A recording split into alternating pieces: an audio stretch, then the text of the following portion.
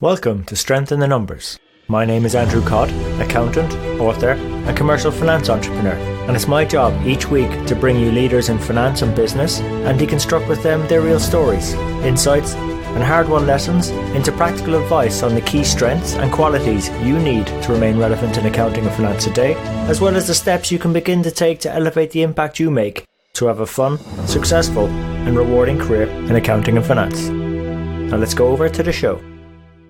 That beautiful interaction between where to play and how to win. So for a business partner, where to play, I would say you need as a business partner, you really need to know where is value created and where is value destroyed or expensed in a company. Some great words from today's guest mentor, Claus Thorne Madsen. And on today's episode, we go into this, as well as deconstruct things like his time at Lego, where finance and accounting were transformed from being non-existent to being a key player in the business, how finance teams can save 30 to 40% by doing digital right, particularly with the people element and investing in our people, also key pointers from PwC's annual benchmark study, and also why companies haven't still quite cracked the code on business partnering. Now, as always, we put the detailed show notes, key resources, key comments and ways to connect with our guest mentor on our show notes at sitnshow.com. And we also really appreciate it when you recommend our show to your colleagues and friends, as well as potential guest mentors to bring on the show. Like Claus is one example. I've actually known Claus for a good while now, and it was actually one of our listeners recommended we bring him on the show. So sit back, enjoy, and over to Claus and the show.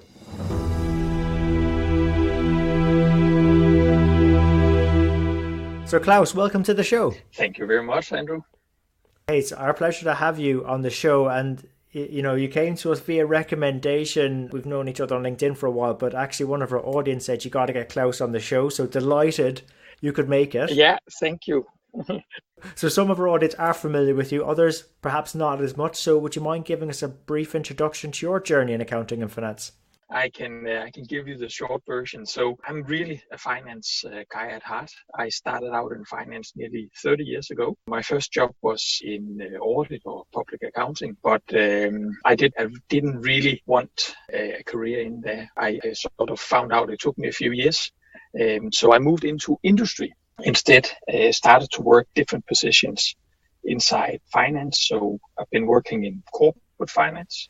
As a business partner, I've even headed up shared services and sort of finally worked my way up as a finance director. Some of these roles were with Lego, and for those of you who have followed the company, you might know that Lego was in a lot of trouble in the late 90s. To be honest, before the difficult period for Lego, finance inside Lego was really not a function that anybody paid particularly attention to. We were sort of just counting the monies that the business was making. But during the crisis, things really changed, and suddenly finance became kind of the center of attention, and no decisions in the company at all were made without involving finance. So that was a kind of a turning point for me to see what finance can be inside the same company, but just over a period of time, it really changed. And I have to say that there was no holy cows or anything because we were in a crisis, so everything could be changed. And that's really why I ended up, from that experience, I ended up becoming a transformation junkie.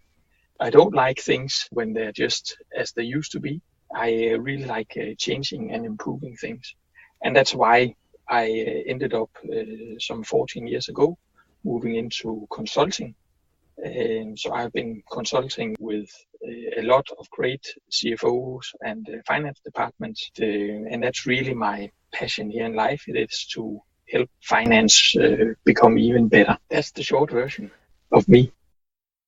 Yeah, it might have been a short version for you, Claus, but there's a lot in there for our audience, and I've got a number of various questions actually come out of that. So for me, like, Lego sound like a fascinating experience to have gone through and seen that change. What was the business like in terms of responding to where they've gone from a situation where finance was sort of, I don't know, in a cave or non-existent or kept in a box to now having to be consulted or involved in the key decisions of the business? I mean, how did the business respond?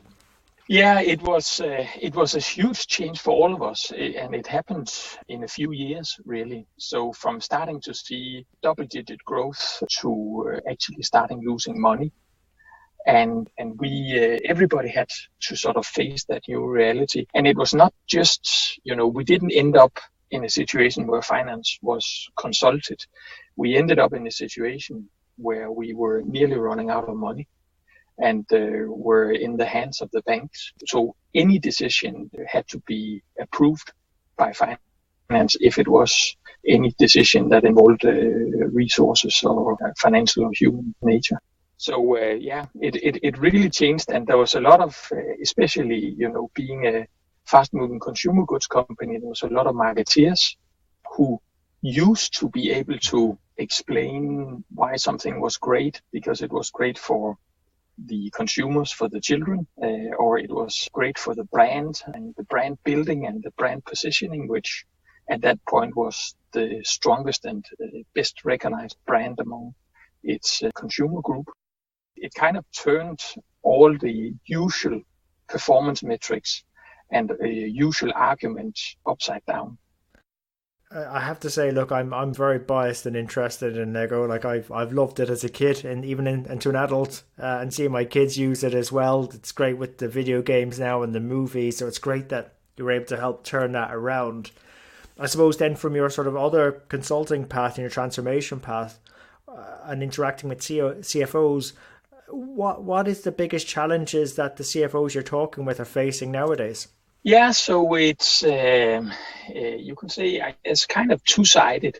One is about running a setup inside finance, which is highly efficient. And then at the same time, running a setup which really is effective with the business. You could sort of say it to do more for less.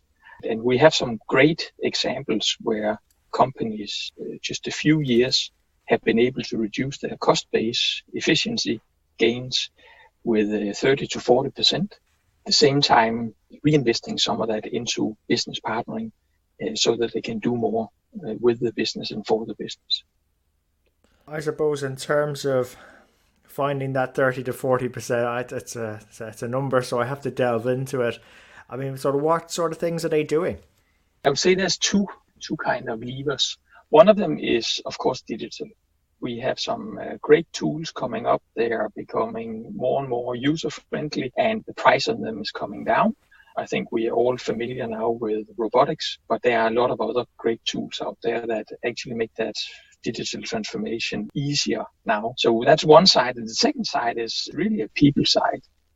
We can see that when we ask finance directors or CFOs or what is their sort of top 6 priorities for making finance more efficient and effective, then actually 5 out of those 6 top scores are all relating to people issues, and with the last one, the 6th being the digital transformation. That's interesting that there's a shift in focus to people. Given the promise as well of these digital finance technologies, sort of any thoughts why that might be, Klaus? Yeah, we have seen a lot of different technology implementations, and what always happens when you have a successful technology implementation, whether it's ERP or BI or RPA or whatever, it always, when you sort of gone live and started to harvest the benefits of that new platform, then the question always comes up, so what? What are we going to do with this new situation? And that's where I think some get a little bit caught in the spotlight, because I've met a lot of CFOs who originally thought that digital finance was, let's say, the goal or the end destination. But for me, it's just a means for finance to step up and move into creating real value with the business. I like the way you said that. It's one of those things that sort of amplifies our strengths, but there's got to be something at the end of it. There's got to be that so what. So I like the way you said that there, Klaus. And I'm not going to let you escape from answering a question on business partnering, which is a topic close to my heart as well. I mean, how do you think, in terms of general I know your experience of a lot of CFOs and organizations across a long period of time. And I think that's where I'd love to come at this question from is, over the last, 14 years that you've been sort of doing the transformation, or maybe even say 30 years of your career, how are things going for us from a business partnering perspective in your mind? Yeah, it's a strange one because it's a companion that has been there.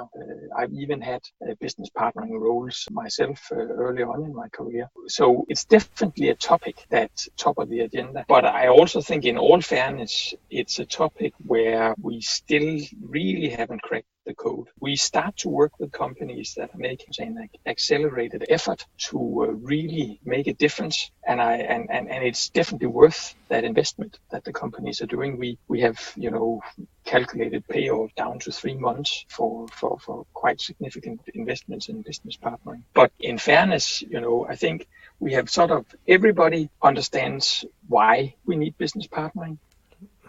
Everybody by now, I'd say the majority understands what business partnering is, but very few know how to do it. Look, again, this is a practical podcast, so would there be maybe any one or two things our audience could start doing tomorrow to get better at the how on the business partnering? If I should sort of single out two things that would make a difference for a business partner, then there's two questions you need to be able to answer. One of them is where you want to play as a business partner, and the other one is how you're going to win. And for those of you who are familiar with Playing to Win framework and Roger Martin, then it's that beautiful interaction between where to play and how to win. So for a business partner, where to play, I would say you need, as a business partner, you really need to know where is value created and where is value destroyed or expensed in a company. So looking at how you are running a business and how you are changing a business. When you are running a business, you have like a value chain. Any business has a value chain, and you can sort of see where money flows in and out of that value chain. Also, any business also has, every business has, you can say, some strategic priorities in how they want to change the business. You can call them must-win battles or whatever. But for finance to be part of those changing the business discussions is equally important. So I would say that's your where to play. And then your how to win is really, how do you, as a business partner, spend your time? How do you make a difference? And if I should sort of classify the way that you can spend your time, it's at one end, we see business partners collecting data, cleaning up data, making sure that the quality of the data is there. Then they transform that into reporting and distribute that reporting. And also at the end of the reporting, doing some analysis, saying, this is up, this is down, or even some dashboard with some traffic lights. So that's sort of one end of the scale. And all of that, you can comfortably sit behind your desk and deliver that. I think there is value in this, and it's a kind of a foundation. But the real value comes in the next steps.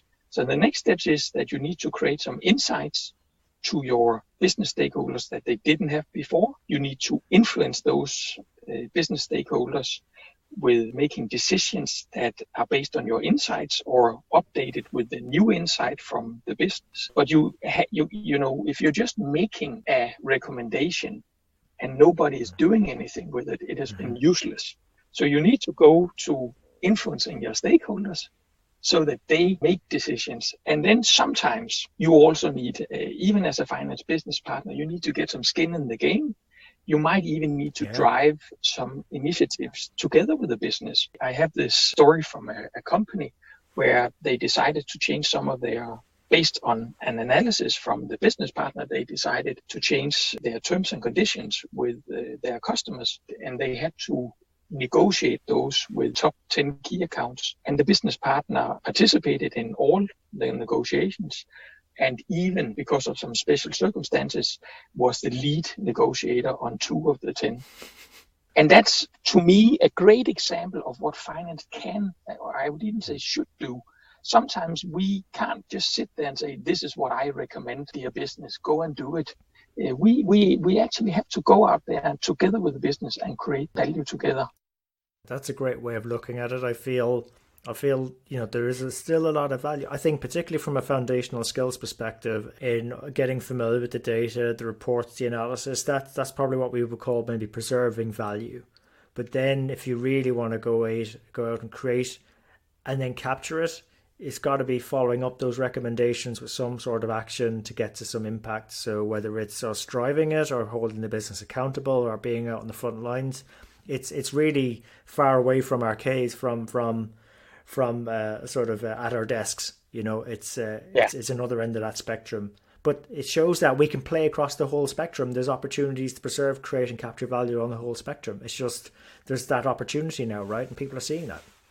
And that's one of the great advices I've been given also in my career. Do you want to sit behind your desk or do you want to be with the business? And for sure, there's a lot more value in being together with the business. So Claus, thank you so much for the great insights there and the story of what we can go do. I suppose in terms of yourself, I mean, what's exciting you most about your current work? It's this transformation, for financing. I'm really fortunate to part of a lot of great, I would even call them iconic projects or transformations. And I think digital is bringing that new opportunity around. Also, what I said before, digital is not for the sake of digital. It is just an enabler for business parts. So those are, I think, at an even greater force right now they've ever been. Opportunities are even better for transforming finance, becoming more digital, and creating more value with the business. And I suppose, look, you've got access to data points on this. I know we're talking around this. I think this annual benchmarking study that you do is just maybe share some insights on that you've got early days. Yes, so in PwC, we have been collecting a lot of data from finance departments over the years, and now we have more than 700 companies in our database. So that gives us a lot of insight on number of performance benchmarks, and it's collected over some years now, a decade. And that also gives us opportunities to trend line and see what is actually the real development inside finance. And there are surprising insights on that. So if I should sort of give you just one, which is not a new one, but then if you are running an efficient finance department, then you need to be below 1% in cost of finance. I think that's a known number for many people now. What probably is a little bit more surprising is that seems to be the medium. It's not top performer because top performers are getting close to 0.5% now. And in some industries, they are below 0.5%. So 1% is a kind of the new norm where you have to be if you just consider yourself average. But we can also see the data just for the last couple of years. If we zoom in on some of the areas like management reporting, where robotics has come along and played a role for the last couple of years, or some of the transactional sides where robotics has also come along, we started looking into, what kind of impact can we see based on the overall numbers in areas where robotics has its 2 to 3 years of implementation. And unfortunately, we don't see the result as we hoped. There are smaller improvements. Some companies actually managed to get 30-40% overall improvements, but the far majority doesn't. Claus, any thoughts on why that is? That I'll have to base then on the conversations I have with the CFOs. I'm not, meeting any CFOs these days who haven't got robotics or even other, you can say, advanced digital solutions. But there's a big difference between having, done a proof of concept or maybe even having one robot up and running in a corner of finance. And then the companies that are really making an impact, where they will have like a farm or an army of robots and a center of excellence, and then they're mapping out, their totality of processes to see where value opportunities is to drive down the cost of finance. Wondering if there's like a tipping point or like some minimum efficient scale when it comes to robotics to get those extreme those efficiencies, or is it? I think we touched on earlier maybe the people side of the equation as well. I mean, does that maybe play into it a bit? I mean, what are your thoughts? Is it scale or people or a bit of both? Yeah, there's definitely something about scale, but if we look at the people side, we can see that the majority of improvements or efficiency improvements that CFOs are looking for and where they expect to see the biggest effect of these improvements are actually, on the people side and not just on the digital side. Again, some of our listeners are leaders of people. Is there any sort of one or two things they could probably do on the people side to get better returns or results from RPA? Yeah, I just saw an interesting comment here, and just reading through in preparation of this call, some of the areas written with small text in the report, and one of the points I took out was that companies who are investing in their people, investing in upgrading their skills, especially on the digital area, but also on, you can say, the business partnering area, that those companies, they seem to have a retention rate on employees that is twice as high or twice as good, twice as low as companies who don't invest in people. Ah, that's interesting. Yeah, so I wonder if retention's got something to do with it then. In terms of it's like an outcome, but in terms of if we're doing the right things and the retention's good, then in theory it's laying good foundations to get the most out of digital and the business partnering efforts. So, that's an interesting one. We are all familiar with that. When a company or a person invests in you, then you are more likely to be interested and stay longer or be engaged longer with that. Well, you know what? That in itself could be a challenge for finance because, look, I'm probably overly passionate about this. I just feel finance has this great opportunity to be a profit center. A lot of our leaders still view us as cost centers, or we have to hit a percentage ratio of revenue, or expense to revenue ratio, and things like that.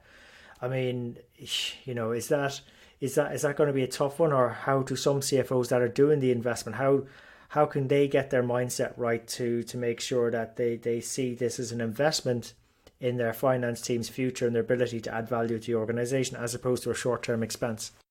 Yeah, I think there are different approaches to the different CFOs, because some of my clients, they will be, you can say, focusing more on the traditional area, and they will be more, focused on being able to calculate the exact benefit of the investment. And that's for us then something, as I just mentioned about the retention rate, that's one of the areas that really helps us. But I also come across CFOs who might have been working in one company where value creation and business partnering was high on the agenda and really in a strong place in the company. And when they move to a new company where this is not the case, then it's not, they don't need any KPIs or paybacks or anything, because it's really deep within those kind of CFOs that, of course, finance needs to play that role. If not, then there's too much value left on the table. No, that's a very interesting here, Claus. So look, really appreciate all that advice you've been giving us. In terms of yourself, what's been the best bit of advice you've ever received? Maybe I'll be a little bit honest here, and then tell a story that in my business partnering days, I did a suggestion, or I was trying to come up with a recommendation of how we could change something. I went to this very important meeting, not just with my boss, but with my boss's boss. And he was a very fine, traditional English gentleman. And after I had been presenting my suggestion for about 15 minutes, he said to me, "That's interesting. I've never been thinking about this problem like that before." And I kind of went out of that meeting thinking, way to go, Claus.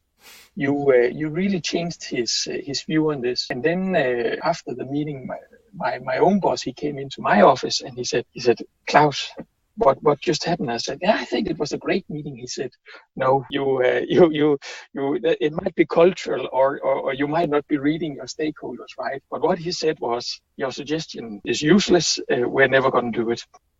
And it learned me a lesson that if you don't know your stakeholders, if you don't know what's on their agenda, if you don't know how to build a relationship with them, then because I was solving a problem that I thought was relevant business problem, but it was, you could say, my problem I wanted to solve, where I didn't know his problems and I didn't know what he wanted to have solved first. So a learning for me ever since that has been, if you don't understand your relation and what is on their agenda and what is on top of their change agenda, then you need to ask questions and not come up with answers. I think that's a great question to ask, for our audience to ask of, are they doing the right things, or, are they really influencing and making an impact? Because if they don't know that, then what are we doing? That's a key question for all of us. It's I suppose it's like, for me, I just feel like it should be one of those things, like the first bit of an accounting or finance syllabus you use. That's what it's all about. That's the purpose of what we're there to do, is help people make better decisions on the things that matter to them.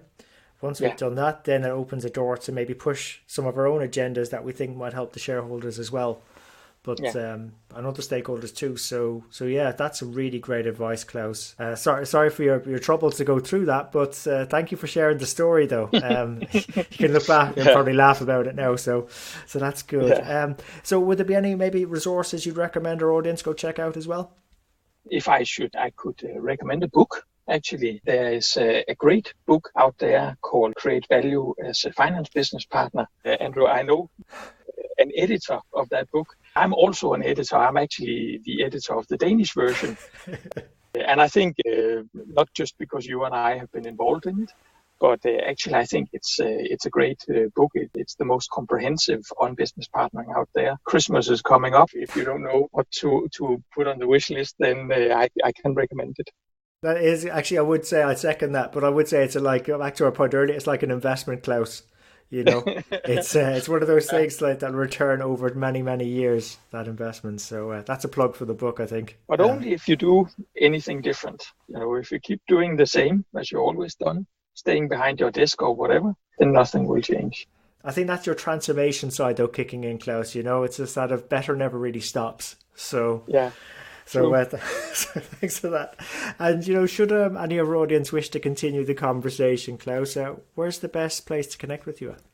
I'm on LinkedIn, so you are more than welcome to just drop me a note, Claus Thorne Madsen, LinkedIn. And also, if anybody is keen or interested in our benchmark report, just drop a line and I'll share it with you. I'm definitely one of those, Claus. So I hope more of our audience. Yes, I'm looking forward to that mail from you, Andrew. Yeah, I'm on it. Yeah, I'm on it today. So Claus, thank you so much for sharing great advice with us.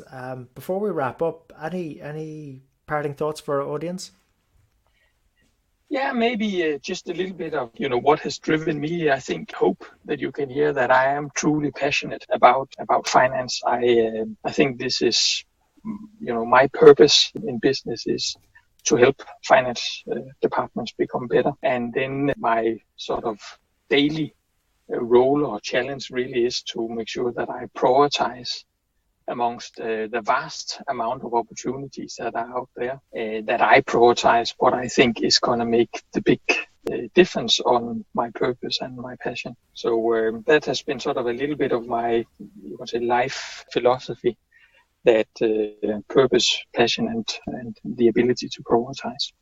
Well, what a great way to wrap up the show, Claus. So look, thank you for taking us on that journey from all the way back to Lego, to the transformations, to the benchmarking, the great advice around business partnering, the impacts of digital and how we can perhaps see better returns there, as well as from investing in our people. So Claus, thanks for coming on the show today and investing your time with us. Oh, thank you very much, Andrew, for some great questions and a good friend to talk to here. So there you have it. Hope you enjoyed today's show. If you'd like to know more about our guests today, their bio, and follow up on the resources mentioned during the show, you can find all the relevant links and more at sitnshow.com. There you'll also be able to get access to earlier shows, read the latest blogs. There's also an opportunity to subscribe to our newsletter, which will give you heads up as to when the next show is coming out, latest events, news, and anything that's going to be relevant to help you have a fun, rewarding and successful career in finance and accounting. And just before you go, we really appreciate your feedback. If there's something we can do better on the show, something that's not working, or something you'd like to see, even a guest you'd like for us to invite onto the show, someone who you think might be able to benefit you more and also the rest of our community, please let me know. You can email me I'm at andrew@sitnshow.com, or feel free to connect with me on LinkedIn. Just drop me a message so I know how you found me and we can connect. And really, it's our community that'll make the show. If we keep engaging and driving each other on, we'll keep on building our strength in the numbers. When all is said and done, if we can do the numbers better and finance better, we'll create more opportunities for ourselves, our friends, our families, our communities and our businesses. So until next time, have a good rest of the week, take care, and let's keep building our strength in the numbers.